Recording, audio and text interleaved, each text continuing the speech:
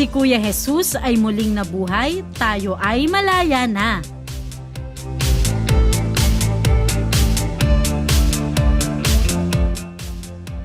Ang mabuting balita ng Panginoon ayon kay San Juan.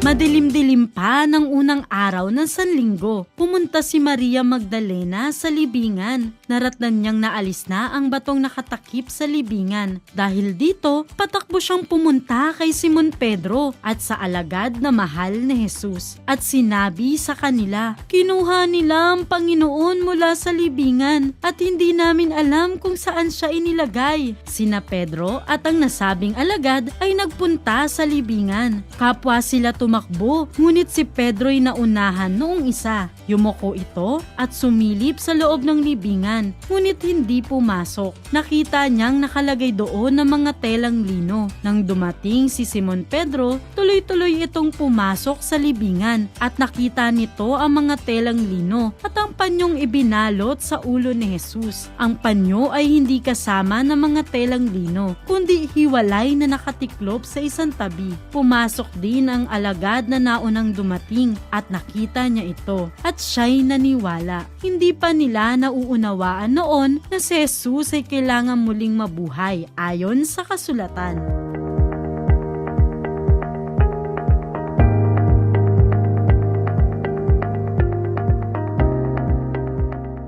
Mga bata, ipinagdiriwang natin ngayon ang dakilang kapistahan ng muling pagkabuhay ni Kuya Jesus. Ito ang pinakamahalaga, pinakamataas at pinakamalaking pagdiriwang ng simbahan sa buong taon sapagkat sa pagdiriwang natin ngayon, ating inaalala ang tatlong mahalagang bagay na ipinakita sa atin ng muling pagkabuhay ni Kuya Jesus. Ano-ano ang mga ito, mga bata?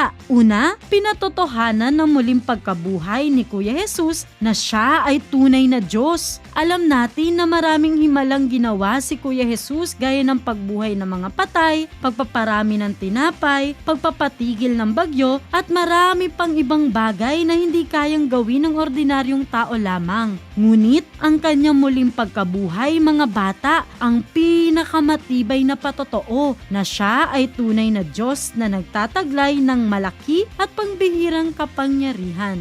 Pinatotohanan nito ni Apostol Santo Tomas nang makita niyang mulingang nabuhay si Kuya Jesus, kaya't ipinahayag niya, "Panginoon ko at Diyos ko." Ang galing ng Diyos, hindi ba, mga bata? Siya ay Diyos na nagkatawang tao upang ipakita sa atin na tunay niya tayong minamahal at siya'y kasama natin lagi sa bawat bahagi ng ating buhay. Ikalawa, ipinakikita ng kanyang muling pagkabuhay ang tagumpay ni Kuya Jesus at ang ating tagumpay. Sa kanyang kamatayan at muling pagkabuhay, napatawad ang ating mga kasalanan at nagkaroon tayo ng bagong buhay. Muli tayong naging kaibigan ng Diyos at nabalik ang ating magandang ugnayan sa Kanya bilang Kanyang mga anak. Kaya naman, sa muling pagkabuhay niya, hindi na tayo alipin ng kasalanan, mga bata.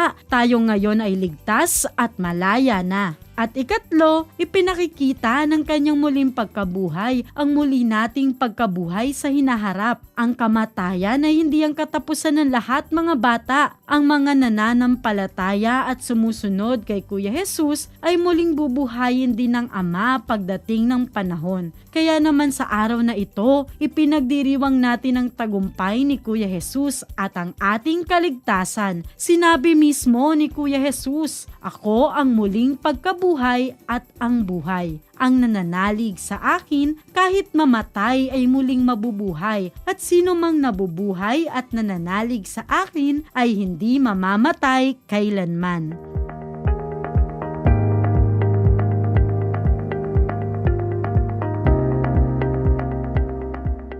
Mga bata, ang kaligtasan ng bunga ng muling pagkabuhay ni Kuya Jesus ay patuloy nating pagsikapan na mapasa atin. Araw-araw nating sikapin na labanan ang masasama na nasa ating paligid. Maraming masasamang impluwensya ngayon, gaya na lang ng masasamang barkada na nagdadala sa atin sa masamang bisyo, hindi pagpasok sa eskwela, pagsagot sa mga magulang, pagmumura, hindi pagsisimba at marami pang iba. Bilang mga anak ng Diyos na pinag-alayan ng buhay ni Kuya Jesus, labanan natin ang mga masasamang impluwensya na ito sa pamamagitan ng araw-araw na pagpili natin sa tama laban sa mali. Paggawa ng mabuti lalong-lalo na sa mga nangangailangan at pagsisimba tuwing araw ng linggo sapagkat ang linggo ay araw ng Panginoon at paggunita natin sa kanyang muling pagkabuhay.